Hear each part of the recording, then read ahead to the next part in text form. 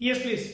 Next आगे BOP का last part हम लोगों का पेंडिंग था, जिसमें हम लोगों ने sir autonomous items and accommodating items का डिफरेंस बेसिकली आज डिस्कस करना है। बट उससे पहले एक छोटी सी डिस्कशन मैं आप लोगों के साथ करना चाहूंगा। हम लोगों ने एक वर्ड नॉर्मली सुना होगा, that is all about balanced BOP. ये बैलेंस्ड या अनबैलेंस्ड, जिसको तुम वर्ड बोलते हो डिसइक्विलिब्रियम इन बीओपी, कौन कौन से पॉइंट्स होंगे, क्योंकि यहीं से हम लोगों की नेक्स्ट आगे जो डिस्कशन है ऑटोनमस आइटम्स की एंड अकोमोडेटिंग आइटम्स की डिस्कशन होगी। Sir first of all, when a BOP will be called as balanced BOP, तो मैं यहां पे पहले आपको ये बताना चाहूंगा कि बीओपी में हम लोग एक तो inflows and second outflows, clear, वो भी किसका, of foreign exchange. Foreign exchange का इनफ्लोज एंड आउटफ्लोज को हम क्या करते हैं, चेकआउट करते हैं। एंड जब एक कंट्री के inflows and outflows, clear, foreign exchange के इनफ्लोज एंड आउटफ्लोज जब दोनों क्या होते हैं, इक्वल होते हैं, then it is called as equilibrium BOP और you can say balanced BOP, clear. But sir ये सिचुएशन अपने आप में काफी ही मुश्किल होती है मेंटेन करने की। ऑटोमेटिकली आपका जो बीओपी का स्टेटस है वो बैलेंस्ड बीओपी आए, this is not truly possible, clear. Usually sir हमारा जो बीओपी है वो किसमें होता है, डिसइक्विलिब्रियम, क्लियर। डिसइक्विलिब्रियम में सर दो पॉइंट्स होंगे, या तो आपका जो बीओपी होगा वो किसमें होगा, सरप्लस में होगा, क्लियर, या वो आपका जो बीओपी है वो किसमें होगा, डेफिसिट में। अच्छा, सरप्लस में कब होगा, सरप्लस में होने का मतलब सर जब आपके inflows are greater than outflows, that means हमारे इंडिया में फॉरेन एक्सचेंज का इनफ्लो ज्यादा है एंड आउटफ्लो क्या है, कम है, जिसके कारण हमारे बीओपी का स्टेटस जो है वो सरप्लस है, एक अच्छी पोजीशन है हमारी कंट्री की। एंड डेफिसिट कब होगा, डेफिसिट मींस जब इनफ्लोज आर लेस देन क्या है, आउटफ्लोज। दैट मींस सर हमारी कंट्री का जो आउटफ्लो है, फॉरेन एक्सचेंज का जो पेमेंट है, आउटफ्लो है वो ज्यादा है एंड इनफ्लोज कंपैरेटिवली कम है, तो ये अपने आप में एक बुरी पोजीशन है हमारी कंट्री के लिए, जिसको हमें मेंटेन करना होगा। तो यहां पे सर दो पॉइंट्स हमारे मेन डिस्कशन का पार्ट बनते हैं। One is autonomous items and number two is accommodating items, clear. क्योंकि सर ये मैंने आपको पहले क्यों डिस्कस करवाया कि बैलेंस्ड अनबैलेंस्ड मतलब क्या है, सरप्लस या डेफिसिट बीओपी का मतलब क्या है, क्योंकि ये इन दो टॉपिक से क्या करेगा, रिलेट करेगा।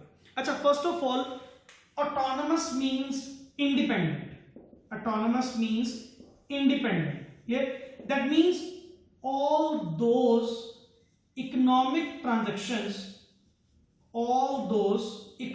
transactions, clear, which are done for any economic motive, clear, and economic motive का मतलब क्या हुआ, that is profit motive।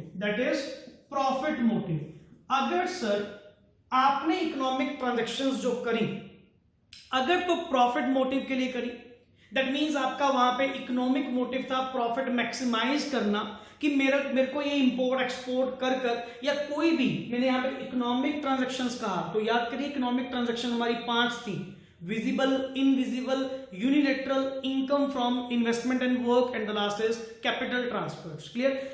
उन इकोनॉमिक ट्रांजैक्शंस को करने के पीछे अगर आपका मोटिव पैसा कमाना था, प्रॉफिट मैक्सिमाइज करना था, दैट मींस वो आइटम अपने आप में कौन सी आइटम है, ऑटोनमस आइटम है, जो कि इंडिपेंडेंट है, किस बात को लेकर, कि what ever be the position of BOP, clear, आपके बीओपी की आइडेंटिटी मे बी पॉजिटिव हो, मे बी नेगेटिव हो, हमें उस बात से कोई मतलब नहीं है, हम अपनी उन ट्रांजैक्शंस को करके रहेंगे ही रहेंगे। क्यों, मुझे वहां से क्या मिल रहा है, प्रॉफिट, वहां से मेरी प्रॉफिट क्या हो रही है, मैक्सिमाइजेशन हो रही है, that's why it is called as autonomous items. मतलब सर इन ट्रांजैक्शंस को करते टाइम मैंने एक बार नहीं सोचा कि मेरी इकोनॉमी का जो बीओपी स्टेटस है वो पॉजिटिव जाएगा या नेगेटिव जाएगा। मैंने जस्ट वन थिंग देखी, क्या वहां से आपको प्रॉफिट होगा, क्या उस ट्रांजैक्शन के करने से, उस आइटम के करने से मुझे फायदा हो रहा है।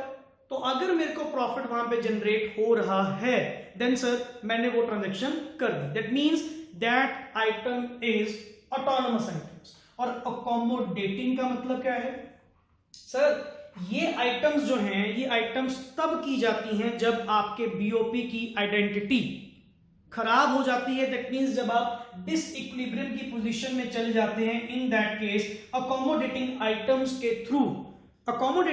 के थ्रू उस बीओपी स्टेटस को मेंटेन करने के लिए, उस बीओपी स्टेटस को बैलेंस्ड करने के लिए, अकोमोडेट करने के लिए जो आइटम्स करी जाती हैं that are called as accommodating items. That means वही बात है ना कि सर यहां पे तो आपने एक बार बिल्कुल भी नहीं सोचा कि इन ट्रांजैक्शंस के करने से आपकी कंट्री का बीओपी स्टेटस कहां जाएगा, प्लस में जाएगा, माइनस में जाएगा। और जब वो प्लस माइनस में चला गया, जब वो सरप्लस या डेफिसिट में चला गया, देन आपको किसकी याद आ गई, अकोमोडेटिंग आइटम्स की, कि अब इसके थ्रू, इन आइटम्स के थ्रू उसको क्या करना पड़ेगा, सही करना पड़ेगा। तो यहां पे मैं लिख सकता हूं नो इकोनॉमिक मोटिव। यहां पे सर मेरा कोई इकोनॉमिक मोटिव नहीं होता। That means not determined by profit, कि हमें यहां पे सर प्रॉफिट से मतलब नहीं है, ये अकोमोडेटिंग आइटम्स हैं, not autonomous items. Clear. Number 2, चलो सर एक पॉइंट तो आपने ये डिस्कस कर लिया दोनों तरफ। दूसरा, इन बिटवीन आपने बता ही दिया था कि सर ये जो ऑटोनोमस आइटम्स हैं ये बीओपी आइडेंटिटी को मेंटेन नहीं करती। क्लियर। दैट मींस और ये बीओपी आइडेंटिटी को मेंटेन करने के लिए ही तो ये ट्रांजैक्शंस की जाती हैं। अच्छा, नेक्स्ट ऑन इसमें सर, इसमें ट्रांजैक्शन कौन सी होती हैं, करंट प्लस कैपिटल अकाउंट, दोनों तरह की ट्रांजैक्शंस। क्लियर। क्योंकि सर जब आप देख ही रहे हो पैसा कि हमें पैसा बन रहा है या नहीं, फिर तो कोई भी ट्रांजैक्शन हो, चाहे करंट अकाउंट की ट्रांजैक्शन हो चाहे कैपिटल अकाउंट की, मतलब sir all economic transactions. Clear. But sir accommodating के अंदर यहां पे सिर्फ और सिर्फ कैपिटल अकाउंट ट्रांजैक्शंस के थ्रू कैपिटल अकाउंट ट्रांजैक्शंस ही की जाती हैं और इन्हीं के थ्रू डिसइक्विलिब्रियम को बैलेंस्ड करने की कोशिश की जाती है। जैसे sir like borrowing and lending, like investment की परचेज सेल या change in the official reserve account. Clear. जो हमने लास्ट वीडियो के अंदर क्या किया था, डिस्कस किया था कि sir any addition to these reserves, उस रिजर्व में पैसा ऐड करना, दैट मींस आउटफ्लो होना, and outflow means debit side, and उस रिजर्व में से कोई भी विड्रॉल करना, अरे सर अकोमोडेटिंग आइटम ही तो है। क्योंकि जब आपका बीओपी का स्टेटस डिसइक्विलिब्रियम में चला जाएगा, मे बी डेफिसिट होगा या मे बी कोई सरप्लस होगा, in that case change in the foreign exchange reserve या ऑफिशियल रिजर्व जिसको आप कहते हैं, उसके अंदर ही एडिशन या कोई विड्रॉल करके इसको बैलेंस्ड करने की क्या की जाएगी, कोशिश की जाएगी। क्लियर। तो यहां पे सिर्फ और सिर्फ कैपिटल अकाउंट होती है। अच्छा, यहां पे जो ट्रांजैक्शंस करेगा सर ऑटोनोमस आइटम तो मे बी प्राइवेट सेक्टर करे या गवर्नमेंट करे, दोनों में से कोई भी। क्लियर। बट अकोमोडेटिंग आइटम कौन करेगा, सिर्फ और सिर्फ गवर्नमेंट सेक्टर। क्लियर। क्योंकि सर वही बात है ना, जब इकोनॉमी एक अलग ही पोजीशन पे चली जाती है, डिसइक्विलिब्रियम की पोजीशन में चली जाती है, देन प्राइवेट सेक्टर अपना रोल प्ले नहीं करता। उसको इक्विलिब्रियम में लेके आने के लिए, उसको बैलेंस्ड पोजीशन में लेके आने के लिए ओनली गवर्नमेंट ही क्या लेती है, इनिशिएटिव लेती है। And the last one is sir इनको above the line items, autonomous को क्या बोलते हैं, above the line items. Clear. And accommodating को below the line items, below the line items भी कहा जाता है। Is that clear. सो ये हमारी एक छोटी सी काइंड ऑफ समरी थी। बीओपी जितना भी आपका टॉपिक है, मेन डिस्कशन उसके अंदर हम ऑलरेडी कर चुके हैं through these videos. Clear. But still अगर आप लोगों के कोई भी डाउट्स हैं, क्लियर, आप अपने डाउट्स मेरे से क्लियर कर सकते हैं। क्लियर। सो ये आज हमने जो डिस्कशन करी इस छोटे सी शॉर्ट समरी के अंदर autonomous items and accommodating items जो one of the most important thing है बीओपी के अंदर यूजली पूछे जाने वाला क्वेश्चन। तो आपके सामने ये कंप्लीट जो इन दोनों के बीच में डिफरेंस है वो ऑन बोर्ड हम लोगों ने क्या किया, डिस्कस किया। Is that clear? Okay, thanks a lot and still you have any doubts तो आप अपने डाउट्स मेरे से क्लियर कर सकते हैं। एंड ऐसे ही नेक्स्ट कुछ टॉपिक्स की, मैक्रो के कुछ टॉपिक्स की वीडियो मैं आप लोगों को अवेलेबल करवाता रहूंगा। ओके जी, थैंक्स अ लॉट।